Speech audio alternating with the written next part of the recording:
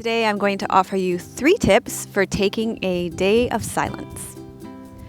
Hi, I'm Melissa and welcome to Living Your Yoga. Thank you so much for joining us. Today I'm going to offer you 3 tips for taking a day of silence. So what I found is when people find out that I take a day of silence once a week, most often I'm met with curiosity, intrigue, and then that's followed with a lot of resistance. And a lot of my students have been asking me about taking a day of silence, and they want to know how to do it for themselves as well, which is why I have also written a blog post on how to take a day of silence and some tips for taking a day of silence. And since then, I've also put together a day of silence on our membership site for our members. I created a whole day of silence on transitioning into the autumn season through a day of silence. It's a beautiful day of silence. That in addition to 2 other days of silence that we have outlined on our membership site for our members. There's one on your relationship to time, because one of the biggest problems we find that people have is that they feel like they don't have enough time. So that's a really great one. And another one we have is one on our at-home self-retreat for nurturing yourself. That's a whole day of silence as well. So we have 3 days of silence on our membership site. So what I was saying is that today I thought I would offer you 3 tips to take a day of silence for those of you who feel like, wow, I don't think I could do that. Because once people think that, well, maybe they'd like to try it, then that's usually the next response. So number 1 tip that I would say when you've come up against that resistance of like, I don't think I could do that, even though there's part of you that wants to do it, is to start really small. So if you feel like you want to do it, but then there's that part of you that feels like you can't do it, instead of taking a whole day of silence, start with an hour. So take an hour where you choose not to speak, you turn off all your media, you turn off your cell phones, you turn off your social media, and try it for an hour and see what happens in that hour, see how you feel.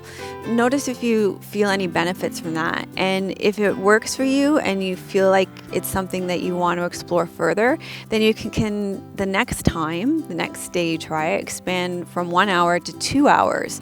And if you're still feeling benefits from it, then take that 2 hours and expand it to 3 hours. So then you're at half a day.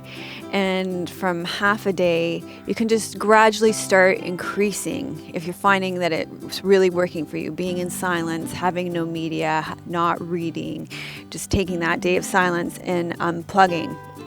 So gradually you'll extend it as your comfort level allows and as you're feeling that the experience is benefiting you. So number 2 thing that I would recommend is enlisting the support of your family, friends, and coworkers. So let your family know what you're doing. Tell them that you're taking a day of silence. One thing that my family members do that I find really helpful on my day of silence is that they plug into their headphones on the days that I take a day of silence. So if they're watching a television program or YouTube videos, they do that while they're on headphones. So it creates an environment of silence for me. Also, all my friends know that Thursdays are my day of silence. So if they send me a text or if they call, they know I'm not going to pick up or respond on those days. Or if they send me a message on Instagram or something, they know not to expect a response those days. It may be something that you want to put a voicemail on your voice message system just to say that you're in silence that day. Or, if that's a little edgy, you might want to just say that, I'm not going to be available to respond to my messages until tomorrow. Or you might want to put an autoresponder on your email that says, I'm not going to be able to respond to my emails for 24 hours. I also have one of my members moderating my membership site that day, just seeing if there's anything urgent and letting my members know that I will be back in a day. People can live without you for a day. And my husband just keeps an eye on my email that day to see if anything urgent comes up. And he lets the people know that I'll be back in a day, or he responds to things that need to be dealt with. So I'm guessing that you have people like that in your life that can do those kinds of things for you as well. And then the third thing that I would recommend is to prepare in advance. So one thing that I do is the day before I take my day of silence is I if I need anything in the home, like food wise or anything like that, I make sure I go out and I do my grocery shopping, or, anything that, just check if you're running low on things. If you're almost out of toothpaste, just make sure you get it the day before so that you don't have to go to any shops on the day that you're on your day of silence. It just makes it easier it's just those social things. If you don't have to interact with somebody on the day, then there's not going to be any of that awkwardness of feeling like I'm not interacting with them, and then it just feels a little weird. Like, do I have to put a sign on myself for this I'm in silence? Then you just don't have to deal with that. So get in the food that you need, get the things in that you need the day before, and then you've got everything that you need to look after yourself. So I just find that helps the night before. Actually, my husband, this is where enlisting the support of your family really helps. Usually my husband checks in with me the night before and says, do you need anything for your day of silence? And we'll pop out to the grocery store and make sure we have the food in that we need the night before. So those are my 3 tips to help you take a day of silence, and those are just 3 things that really help me to support me in taking my day of silence every Thursday. So I would love to hear from you. Do you take a day of silence? And if you do, what tips do you have for others who are thinking of taking a day of silence?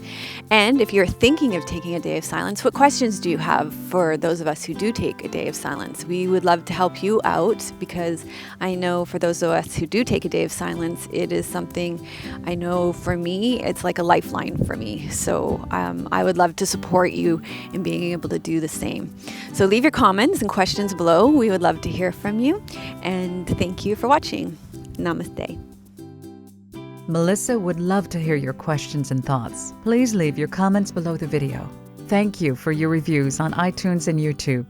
Your reviews help us to share yoga and a yoga lifestyle with others around the world. If you have a question for Melissa, you can leave a voice message at melissawest.com, and Melissa may answer it in an upcoming blog.